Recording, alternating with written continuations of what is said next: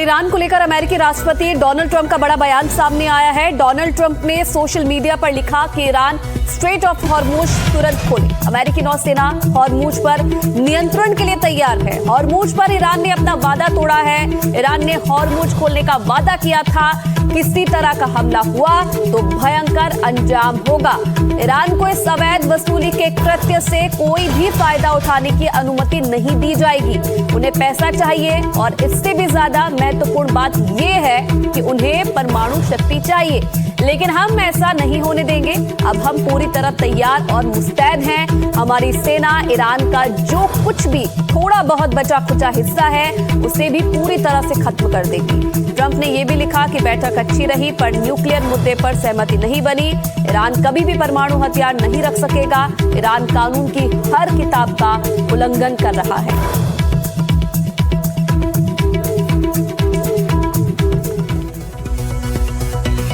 तो इस्लामाबाद में हुई वार्ता में पूरी दुनिया को यह लग रहा था कि पीस टॉक किसी नतीजे पर पहुंच सकती है, लेकिन इस बीच सवाल यह है कि क्या अमेरिका और ईरान की बातचीत के लिए इस्लामाबाद में सजाया गया मंच धोखा था? क्या अमेरिका को पहले से पता था कि बातचीत फेल हो जाएगी? क्या इजराइल को भी अंदाजा हो चुका था कि सारे नेगोशिएशन फेल होने वाले हैं?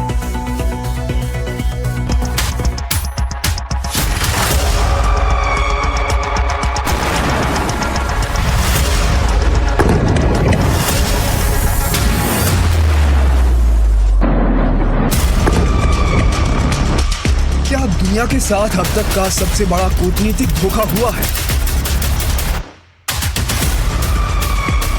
क्या पाकिस्तान में हुई कूटनीति की हार एक भयंकर युद्ध की सोची समझी शुरुआत है कि तैयारी है? क्या ट्रंप और नेतन्याहू पहले से जानते थे कि शांति की बातचीत फेल होने वाली है? जब पाकिस्तान की मेज पर शांति की बात हो रही थी, तब क्या समंदर की लहरों पर महाविनाश की स्क्रिप्ट लिखी जा रही थी?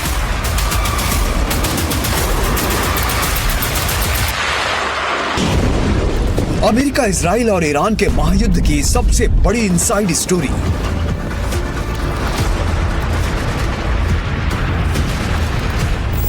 जब दुनिया को लग रहा था कि जंग टल जाएगी, जब दुनिया को लग रहा था कि इस्लामाबाद से अमन का संदेश निकलेगा, उस वक्त वाशिंगटन और तेल अवीव के वॉर रूम में कुछ और चल रहा था। हॉर्मुज के आसपास समंदर के सीने पर बारूद का नया ढेर लगाने की नई चाल चली जा रही थी। ईरान को चारों तरफ से घेरने की बिसात बिछाई जा रही थी। इसकी झलक उस वक्त भी मिली जिस वक्त जेडी वेंस ईरानी डेलीगेशन से बात कर रहे थे। शांति वार्ता के दौरान जेडी वेंस और ट्रंप के बीच लगातार बातचीत होती रही। जेडी वेंस ने खुद बताया कि उनके और ट्रंप के बीच 10 से ज्यादा बार बात हुई। बताया जाता है कि ट्रंप का हर बार एक ही सवाल था कि डेवलपमेंट क्या है। इसलिए सवाल उठ रहे हैं कि क्या ट्रंप जानते थे कि बातचीत बेनतीजा रहेगी? The bad news is that we have not reached an agreement, and I think that's bad news for Iran much more than it's bad news for the United States of America. So we go back to the United States having not come to an agreement. We've made very clear what our red lines are, what things we're willing to accommodate them on, and what things we're not willing to accommodate them on. And we've made that as clear as we possibly could, and they have chosen not to accept our terms.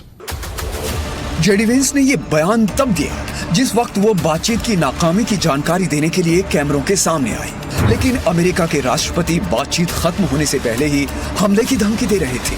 Trump ने बातचीत fail होने से पहले ही बता दिया था कि America भीषण सैन्य हमले के लिए तैयार है, यानी बंदूक की ट्रिगर पर अमेरिका की उंगली पहले से ही रखी थी।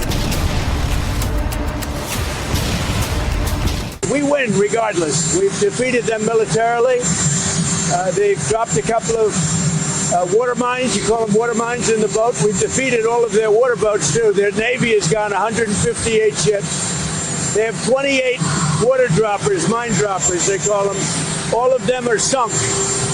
They probably have a couple of mines in the water. We have mine sweepers out there. We're sweeping the strait. In addition to that, we're negotiating. Whether we make a deal or not makes no difference to me. दुनिया जिस वक्त शांति वार्ता से जुड़ी सुर्खियां तलाश रही थी, पेंटागन सीज फायर के बीच वॉर गेम का नया चैप्टर ऑन कर चुका था। पाकिस्तान में बातचीत के बीच अमेरिका ने हॉर्मुज के पास फ्रिगेट्स भेज दिए। दोनों फ्रिगेट्स घातक और आधुनिकतम मिसाइलों से लैस करके भेजे गए। क्या यह शांति की बातचीत की आड़ में ईरान की किलेबंदी की कोशिश थी? ईरान की चेतावनी के बाद अमेरिका ने दोनों फ्रिगेट्स हटा लिए। माना जा रहा है कि अमेरिका हॉर्मुज से ईरानी कंट्रोल खत्म करना चाहता था, इसीलिए अपने युद्धपोत भेजकर हॉर्मुज स्ट्रेट में ईरान की तरफ से बिछाई गई माइंस हटाने की तैयारी कर रहा था। अगर अमेरिकी जहाज न हटते तो जंग की नई चिंगारी सुलग सकती थी। ईरान के खिलाफ इजराइल के तेवर भी सख्त थे। प्रधानमंत्री बेंजामिन नेतन्याहू ने अपने इरादे ईरान का नक्शा दिखाकर जाहिर कर दिए। משום שידענו מה מוטל על הכף. אבל אם הייתי אומר לכם לפני שנה שהטייסים והטייסות שלנו יטוסו באיראן, מי היה מאמין?